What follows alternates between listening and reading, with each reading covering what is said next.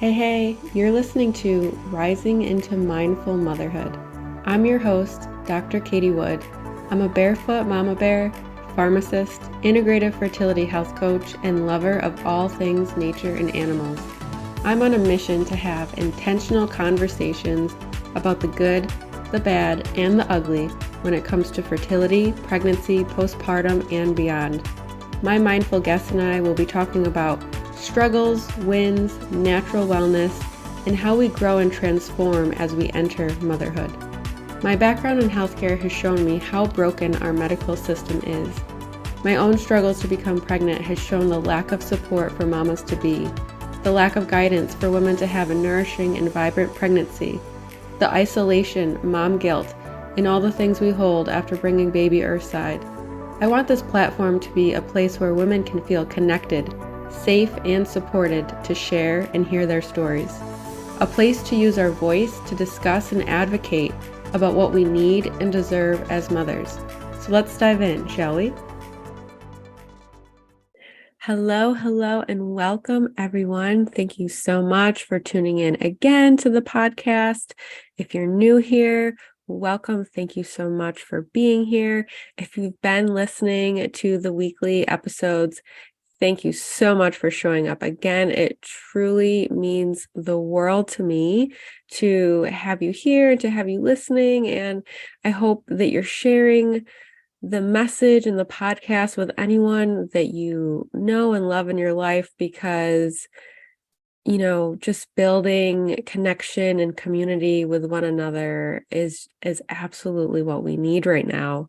So I'm just gonna get started and be totally real and raw with you guys in this episode. So I really wanted to record today so that I could launch it tomorrow, which I don't typically do it so last minute, but that's just an opening I had in my schedule. And I almost didn't record today because last night, we were getting Olivia ready for bed, and sometimes we, it's mainly daddy getting her riled up before bed, and Olivia was running in one direction on my bed and I was going in another direction on the bed, and we completely collided. Our heads collided. I think I actually took the brunt of it.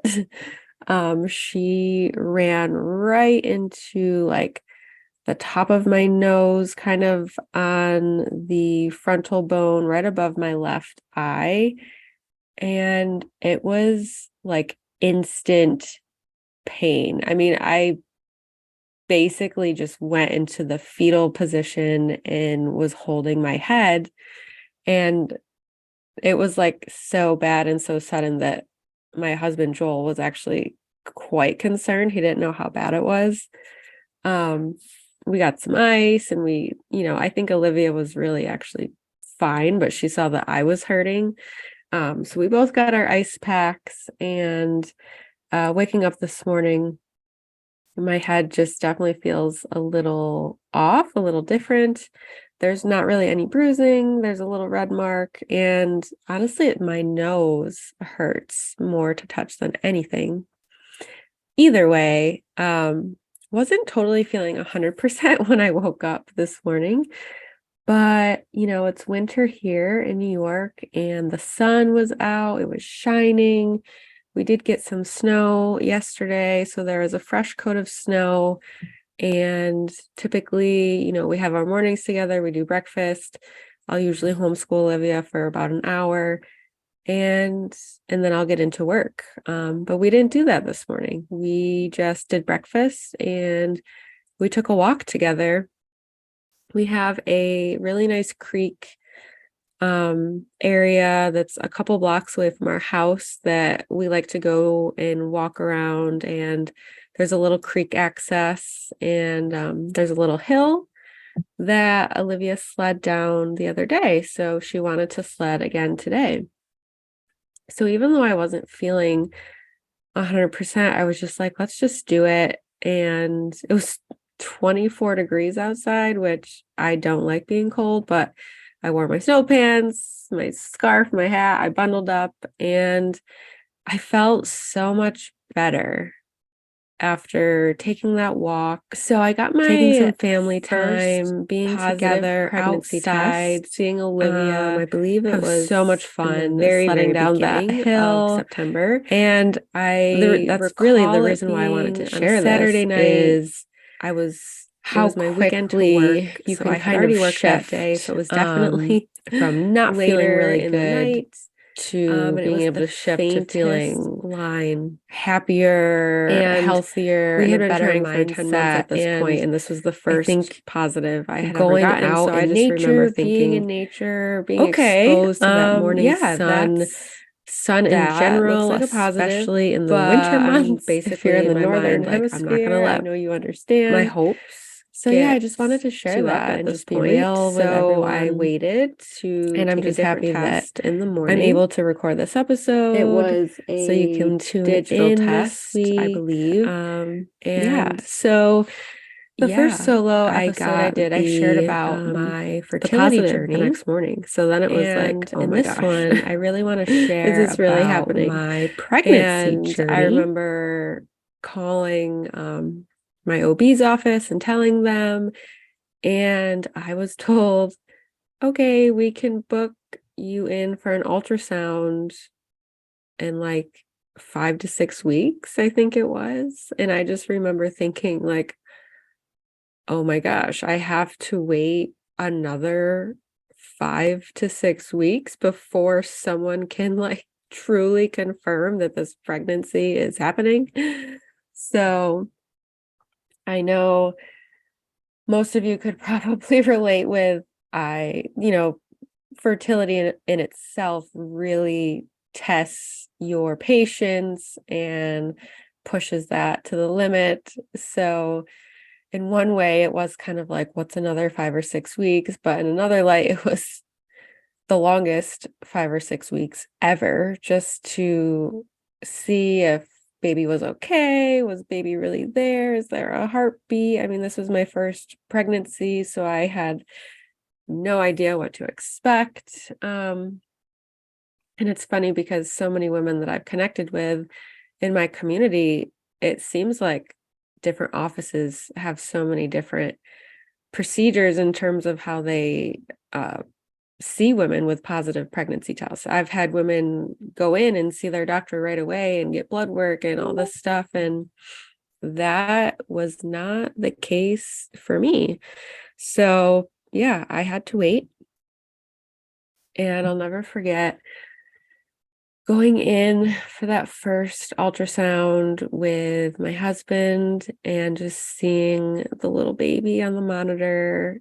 It just really, really made it so real, so exciting, so scary, so nerve-wracking, because, in my mind, especially after struggling to get pregnant, I created a lot of stories in my mind about, would I be a good parent anyways? Do I deserve to be a parent? So a lot of those fears I remember coming up as well for me. Yeah, so that's a little bit about the very beginning. And I would say the biggest symptoms I had, I was so exhausted, so tired. We always do apple picking with our families because it's my mom's and my mother-in-law's birthday in September. So I remember we did our traditional apple picking event in September, so very early on in the pregnancy. And we hadn't told anyone yet, or we wanted to surprise our parents, but we wanted to wait until I was 12 weeks because, that's society tells you that that's what you should do. So, 5 years ago or 4 years ago, that's what we decided to do. And I just remember being so tired, and my family Or maybe it was my brother-in-law was just like, what is wrong with you? Like, I could hardly even function. I was so tired. We did actually tell, I think it was, I don't know if it was both of my sisters or maybe it was my sister-in-law too. I can't remember who was there, but we told them about it because I obviously wasn't going to be drinking. And, typically when we get together as a family, we share wine and all that stuff. So we knew that, okay, it's definitely a good idea to clue them in. Otherwise, they're definitely going to know something is up. So, yeah. And then I know in the first trimester, I definitely felt nauseous. It was really hard to eat anything. I didn't really have any specific food aversions right away. It was just overall nausea. I had actually lost, I think, around 5 pounds in the first trimester or so. And that was me just really trying my best to eat whatever I could. I never actually physically got sick. It was just a lot of nausea, a lot of discomfort, indigestion. And I remember, before I could even get out of bed, just having like a quick snack, so like an apple with peanut butter or maybe crackers with peanut butter. And that would really help alleviate some of the nausea that I was experiencing. Yeah, I mean, I was doing keto before I got pregnant or, relatively low carb. And if you're like me and you really try to avoid processed carbs or anything like that, that first trimester, that really tests you and puts you to the limit. And you have to do what you have to do to survive and to nourish and feed you and baby. So that's really when I started eating sourdough bread, organic sourdough bread. So, I was incorporating more carbs, but I was being mindful about the carbs that I was incorporating. So, never eating naked carbs because that can cause a blood sugar spike, especially for someone who doesn't typically eat a lot of carbs. So, definitely doing like the sourdough bread with some grass-fed butter, apples with peanut butter, toast with peanut butter. I would do pretzels. Those aren't necessarily quote unquote healthy, but I feel better eating pretzels over like eating a Ritz cracker. That's just me personally. So yeah, just doing whatever I had to do to get through the day. I was still working 12-hour shifts in the pharmacy. So we had the first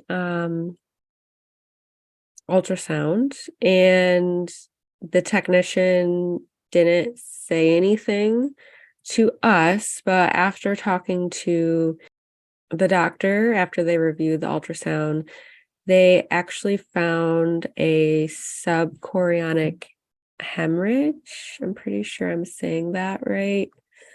Yeah, so they found a subchorionic hematoma or hemorrhage, it's called. It's basically when there's bleeding under one of the membranes that surrounds the embryo inside of the uterus. And, if you do a Google search about that, it can be really scary. It talks about how it can be a cause of bleeding in early pregnancy, depending on how big and how bad it is. It could potentially cause miscarriage. So that was pretty scary for me. And it doesn't happen in all pregnancies. It happens in a very small percentage of pregnancies. So that was really the first scare of the pregnancy in of itself. And if you had listened to my podcast about my fertility journey, you would know that I was working with an acupuncturist. So I was actually still seeing him. I was seeing him once a month at this point, and we talked about the subchorionic hemorrhage, and he actually had me take a different set of Chinese herbs which again, you want to work with someone who is very knowledgeable in this space. But I had full trust in him and in my body's ability, because the subchorionic hemorrhage can self-heal. So I took these herbs and I took it really easy. And I do believe they ended up doing at least one, if not two, follow-up ultrasounds, and they came back fine. It had actually ended up healing on its own and kind of self-resolving.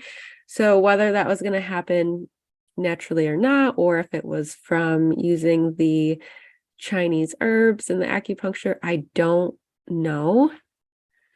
But I do think that that just goes to show like the level of surrender and trusting and just putting faith into the whole process. I tried really hard not to stress about it, not to think about it. You can only control so much, you can only do so much. So that was really my first scare. I knew off the bat that I just wanted to do the genetic testing because I have that pharmacist analytical brain. I just wanted to make sure everything was on the up and up. Was I a carrier for anything? All those things. And then plus we would actually get to learn the sex of the baby as soon as 10 weeks versus waiting for the anatomy scan. So that was something my husband and I decided, yes, we're gonna do this. We're gonna make sure that everything looks good. And we were told at one of my appointments, everything looks good. All the results came back normal, no problem. Great, awesome. And then I do believe at the next appointment, the midwife actually ended up having to tell me, so one of the results wasn't in yet, or from the test results. And it turned out that I am a carrier for the SMA gene. So SMA stands for spinal muscular atrophy, and the life expectancy of children with SMA is they typically don't live past the age of 2, depending on the type that they have.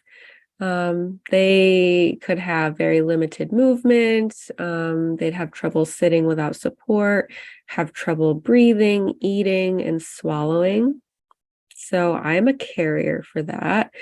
And since I tested positive, my husband then had to get a test done as well to see if he is a carrier, because then that increases the chance of the child also having it.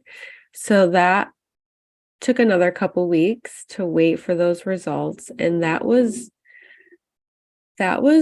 really, really hard, because, how do you not do research to figure out about the possibilities of your future child having this genetic disorder that doesn't have a very good prognosis? And I think if I'm remembering correctly, some of our options would be to do an amniocentesis, which is basically when they put like a very, very long syringe into the amniotic sac, I believe. Yeah, they test the amniotic fluid, and they would be able to see if the baby was going to be born with that or not. But the amniocentesis in itself comes with risks. So the other option would be to just go through the pregnancy and see what happens when the baby is born, or deciding to terminate, really. And luckily we didn't have to make that very difficult decision, because he came back negative. So so with him coming back negative, there was no chance that she would be born with it. But if I'm remembering correctly, I believe she has a 25% chance of being a carrier now. So I know that the genetic testing can be expensive. It's not typically covered by insurance, but this is valuable information that now I can share with her and any other future children that I have, that they have this chance of being a carrier. And, down the road, they could get tested, their partners could get tested. So yeah, the subchorionic hemorrhage and the SMA genetic diagnosis were the two hardest parts of my pregnancy. And I went through both of those all through, I think, in the first trimester. But again, just holding trust, having to surrender. I mean, that my whole journey from fertility through where I am now is really just learning that control is such an illusion, and we really have to be patient. We have to trust. We have to surrender and let go of the need to control every little thing. And I have always kind of considered myself a bit of a control freak. Like, I like to control the outcome of things, obviously in my favor. Who wouldn't? So these experiences have been such a transformational, so many things, a spiritual awakening to just really tap into another level of consciousness where you can put full faith and trust into the universe, God, creator, source, to always support you on your journey wherever you are. Even if you feel like you're on rock bottom, you are supported. So I just wanted to share that with everyone, because it's not always unicorns and rainbows after you get pregnant. I mean, your limits are just always being tested, and that continues on as you become a parent as well. So I had experienced some nausea in the first trimester, and actually the first trimester, cravings. I craved whole milk, probably for the first time in my life when I was pregnant, mainly in the first trimester. I did experience a little bit of heartburn. I can't remember exactly when. I feel like it was kind of sporadic all throughout the pregnancy, but the only thing I found to be helpful for that was pickle juice. So that was my go-to when I had heartburn. I would eat a pickle and it would go away almost instantly. And once I got into the second trimester, my energy levels went back up. I was able to eat again. At some point, I did have a bit of an aversion to red meat. So I could eat meat in like a stew or a soup, or maybe even, I think, a burger I could still do, but I could not eat like a steak on a plate in front of me. I could not do that. And I don't really remember any other aversions. I think it was just that. So luckily it really wasn't too much kind of thing preventing me from being able to eat a wide variety of foods. And let's see here. I was reading, I want to share with all of you my top 2 favorite books to read when you're pregnant. Number 1, Real Food for Pregnancy by Lily Nichols. My Bible. I would share that with every pregnant woman on the earth if I could. and then a step-by-step guide to pregnancy and birth by Mama Natural.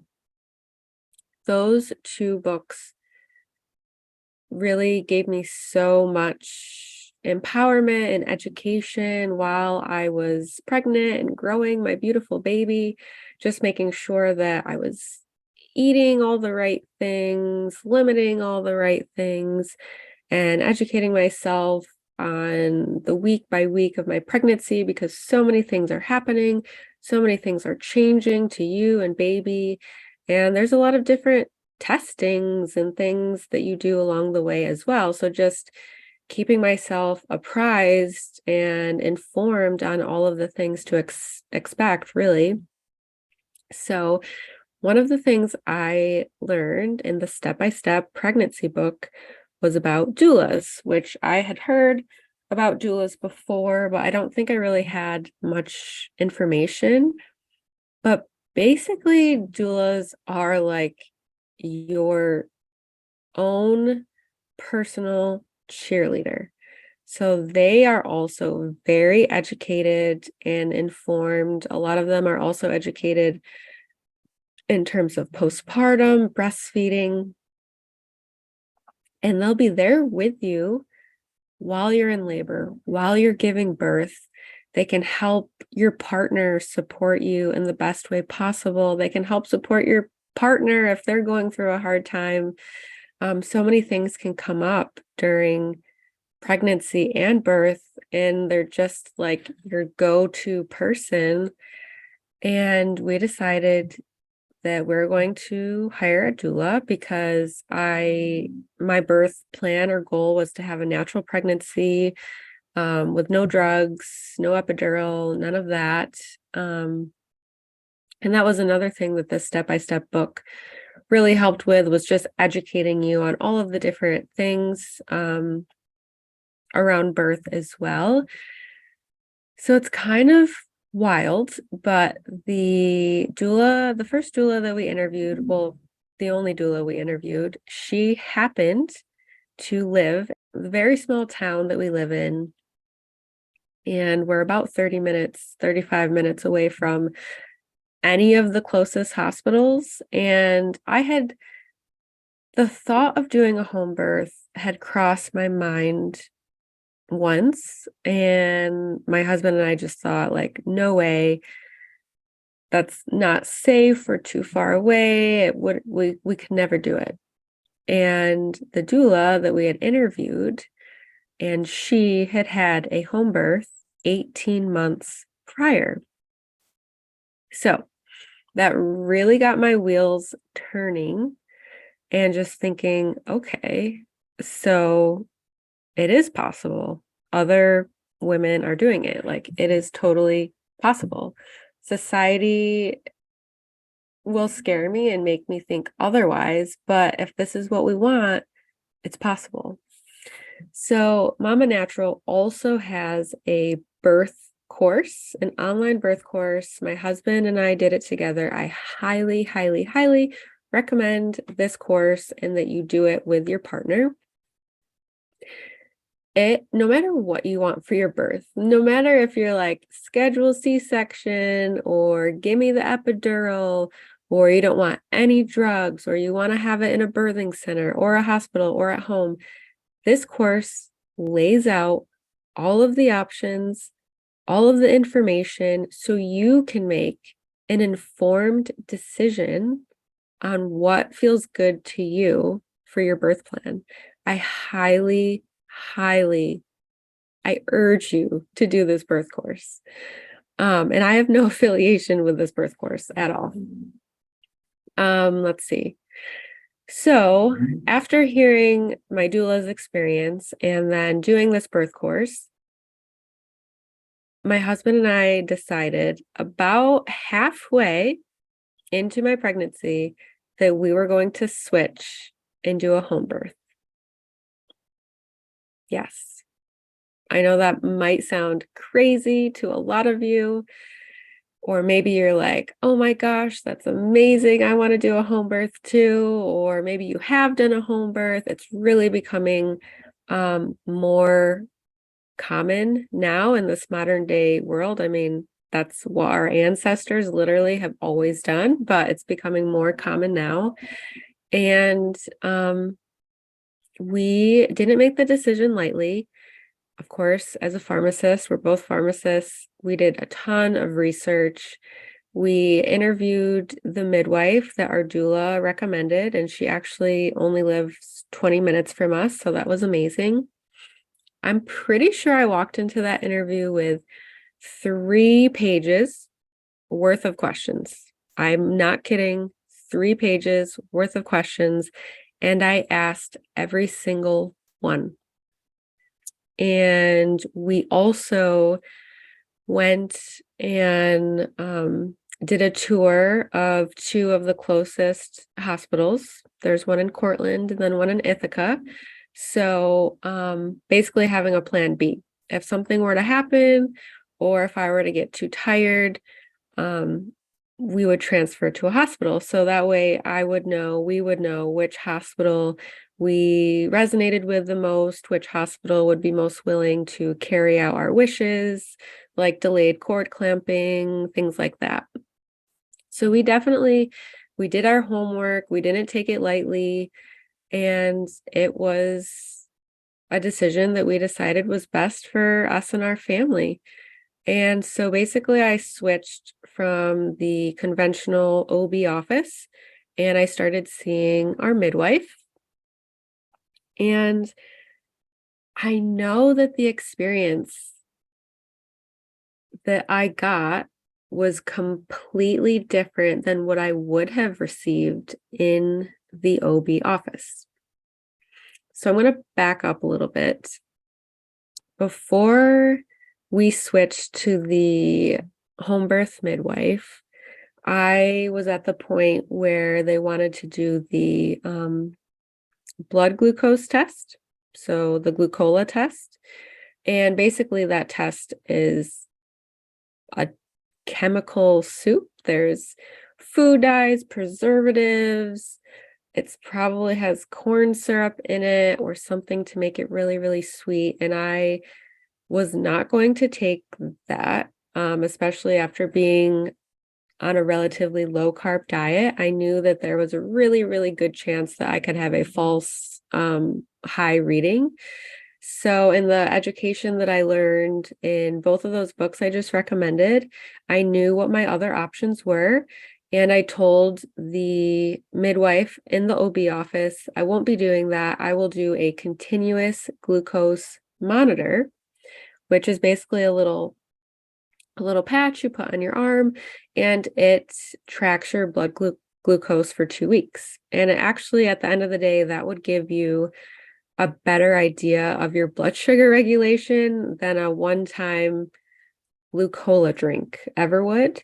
But still, the midwife at the OB office looked at me like I was crazy because I wasn't going to consent to doing the quote unquote norm that they offer at their office. So this is why being informed and educated on your options is really, really important, so you can advocate for what feels good and what feels aligned for you.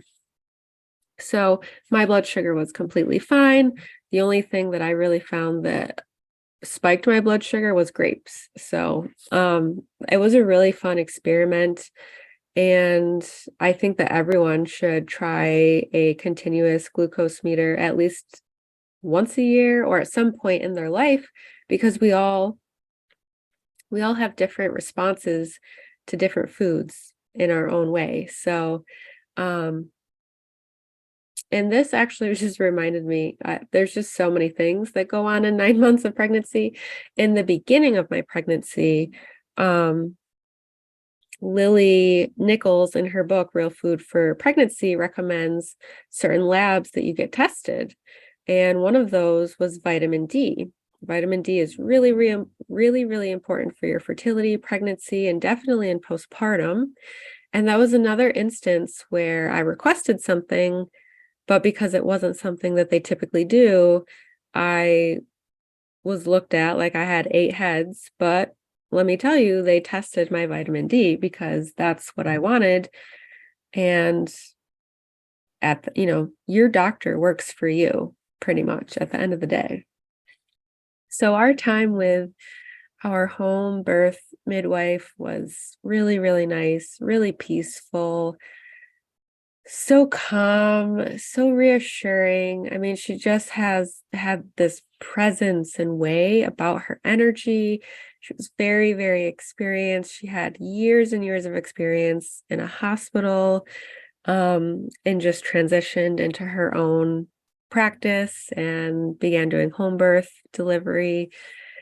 So we felt really safe, really safe. And that is so important.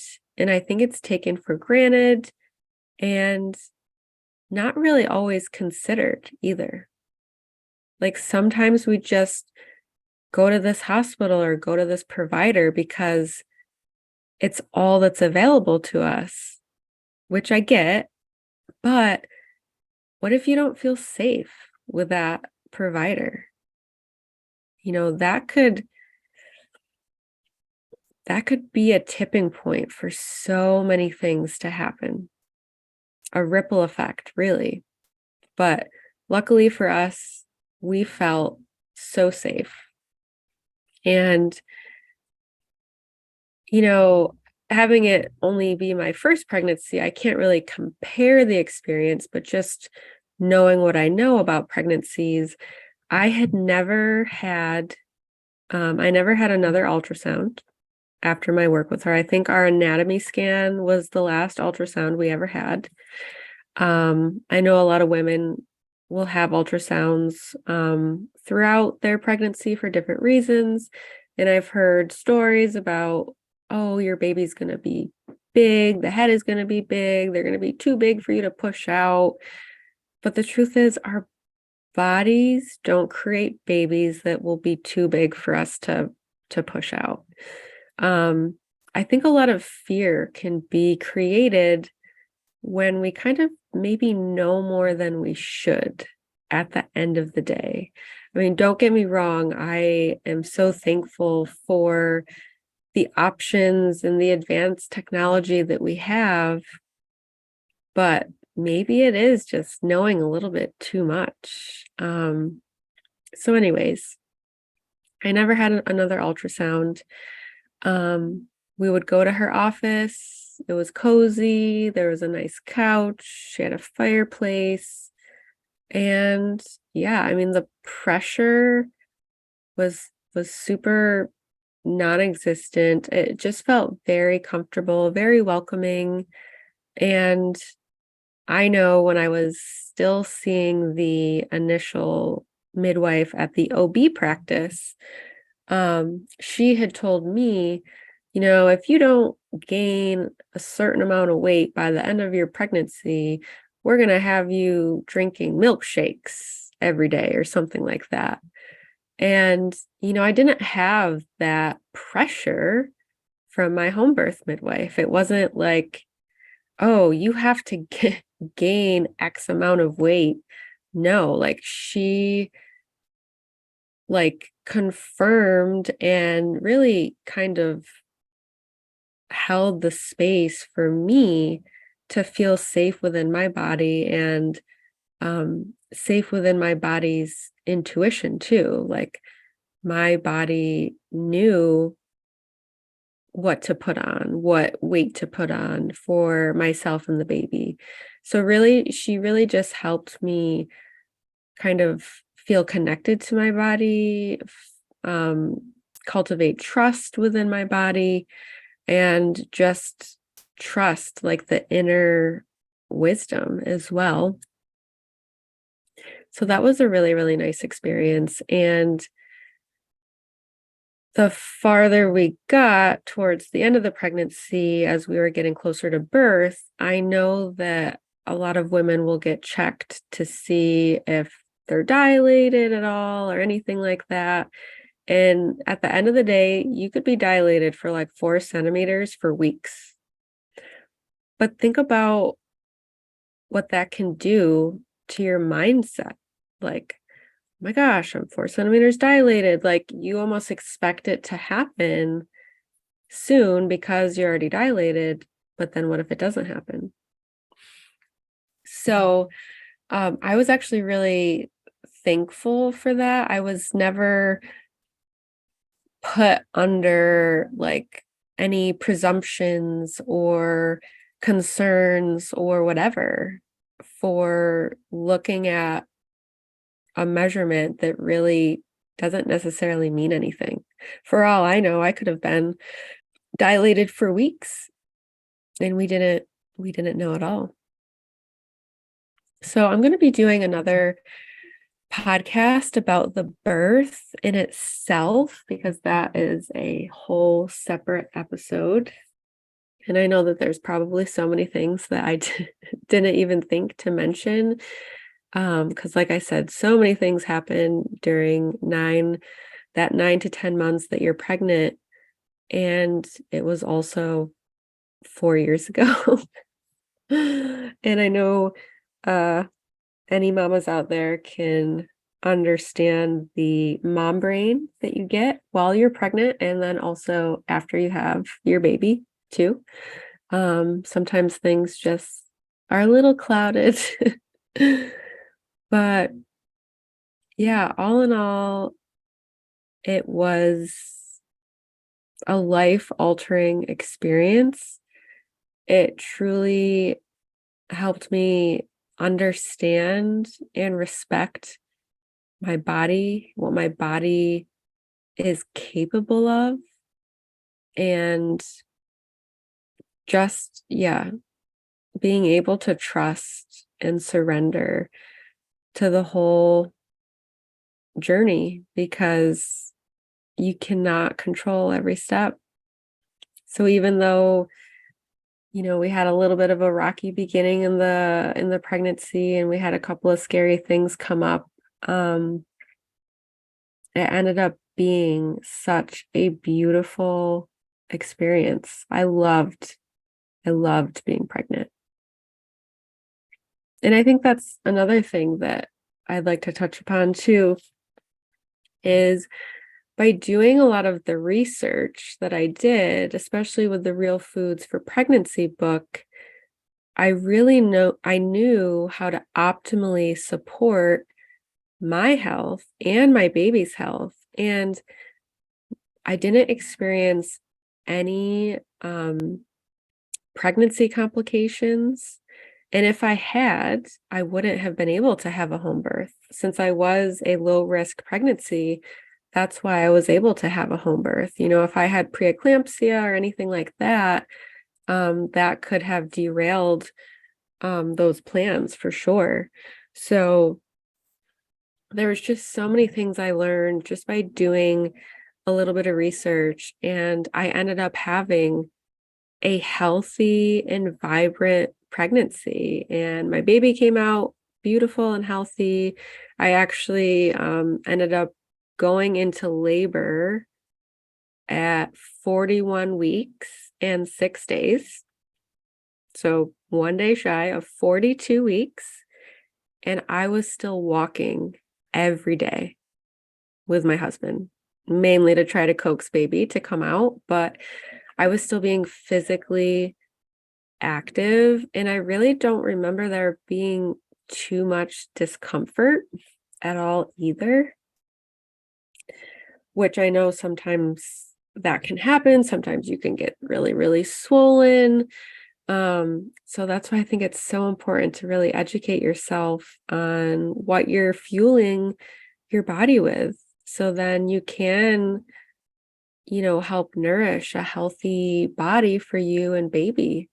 So then ideally you don't have any complications and your baby doesn't have any complications. Of course, sometimes things happen no matter how healthy we try to eat or be, but you have the power to really try to ensure that you have an optimal and healthy pregnancy. And that actually just made me think of another thing. So I do think I had a little bit of lower back pain, probably definitely from working 12-hour shifts and standing. So I did start seeing a chiropractor at some point in my third trimester, I definitely recommend doing that. That can really just help keep your body aligned. And if baby were to ever be breached, you could find a chiropractor who's knowledgeable in the Webster technique. And at some point too, I did also start seeing a pelvic floor physical therapist. I just really wanted to cultivate that relationship because, after you give birth, that can really put a lot of trauma on your pelvic floor. And that's a big reason why you hear moms say that they pee their pants a little bit when they laugh or they sneeze, but it's because they haven't fully recovered their pelvic floor. So a pelvic floor PT can really help you kind of get back to that state, not totally pre-pregnancy because your body has, physiologically changed, but they can help you get back to a better state than if you weren't to work with a pelvic floor physical therapist. So those are definitely two things I found really, really helpful and valuable on my pregnancy journey as well. So I just want to thank all of you so much for listening. I hope that you got some really good information from this episode. I will be doing another episode all about the birth. And yeah, I'm going to share any of the things that I mentioned here, definitely about the books, about the birth course. And if you would like to connect with me and my community, I will add my free and private Facebook group all about nourishing fertility and harmonizing our hormones, since hormones are so important for fertility, pregnancy, and also postpartum. So all are welcome there. You can connect with me on Instagram, and you can also send me an email if you have any questions at all. So all of that will be in the show notes. And if you really enjoyed this episode or got anything out of it, I would love if you could leave a rating or review. That really helps me to be able to reach other mamas on their journey, either to or in motherhood, so we can be of support and community to them. So thank you so much for listening, and I will see you on the next episode.